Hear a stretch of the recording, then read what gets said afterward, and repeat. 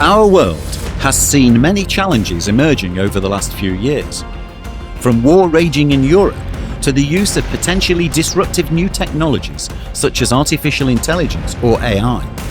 The world is changing at an unprecedented pace, demanding a high level of vigilance from its nations and allies.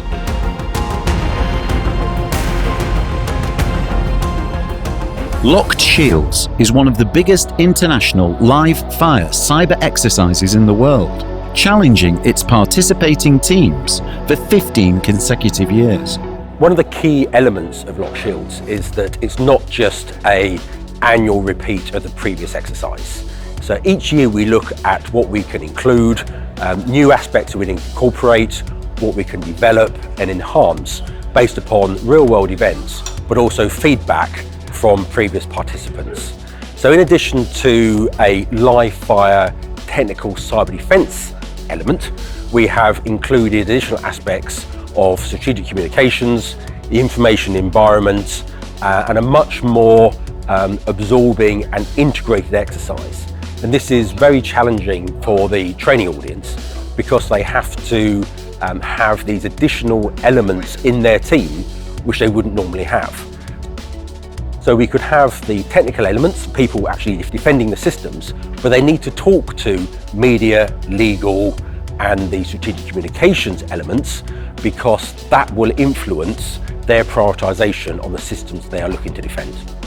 Locked Shields 2024 takes place in a fictitious scenario with a close resemblance to the real world. The training audiences participating role-play as a like-minded nation, Tellija, who is attempting to defend itself against a hostile neighbouring adversary called Crimsonia.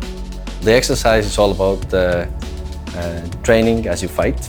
How we do it is basically using the military capabilities, the civilian capabilities, private sector people, academia, and also our allies. So we would be able to face such a crisis in real life as well. The systems that we are defending are vital for every society, whether it's energy, whether it's weapon systems to protect you in case of during the war, or whether it's simply kind of websites that provide information for the society. While all of the Blue Team's members are chosen and assembled from various different sources, there is one thing they all have in common. They are facing the same hostile Red Team, which is located with the EPG in Tallinn. We are attacking absolutely everything on the game net. So we are attacking everything from websites to the power and gas delivery networks, doing some quite sophisticated attacks with real damage, or really impact in the context of the exercise. We do try to keep it fresh in the raid team, so that means that every year, even though we have some great stuff built for the last year, this time we will still come up with new attacks, new tooling. Besides the war in Ukraine, nothing has challenged Nato and the nation-states worldwide more than the emergence of artificial intelligence. With this rapidly advancing technology comes with it fake news, disinformation, and other dark motives, which can be weaponized on a scale and at a speed which is unprecedented. As part of strategic communications track this year, we're offering a simulated information environment where we provide immersive circumstances for our training audience to experience STRATCOM-related tasks on social media, on digital media, and other relevant platforms. Strategic communications track is a result of close cooperation between Strategic Communications Center of Excellence located in Riga and CCDCOE located here in Tallinn. When it comes to cyber defense, cooperation is key. CCDCOE's purpose is to support our nations and NATO to be able to face cyber threats as a coalition. That means a lot of cooperation, and we do at the center research, concept development and experimentation, education and training activities, and most importantly, exercises. Locked Shields is the most advanced and complex exercise that brings together all our 39 member nations and allies to practice cyber defense as a coalition. As a cyber defense exercise, the technical aspects of the game are the backbone of this training.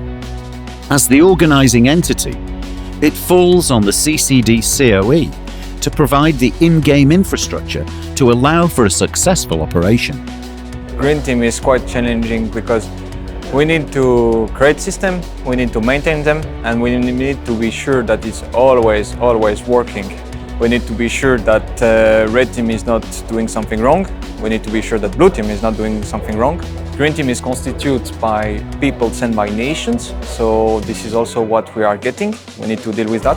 So we need to take also bet that system will work. If the system doesn't work, we are responsible for it. So even if we don't know the technology, then we need to learn it and try to fix it. So it means that 2 days, if someone has an issue, time for us to investigate, figure out if it's the problem of the blue team itself, or if it's us, or if it's red team, or if it's something, it needs to answer us up. So that's why the expert of the system themselves directly here.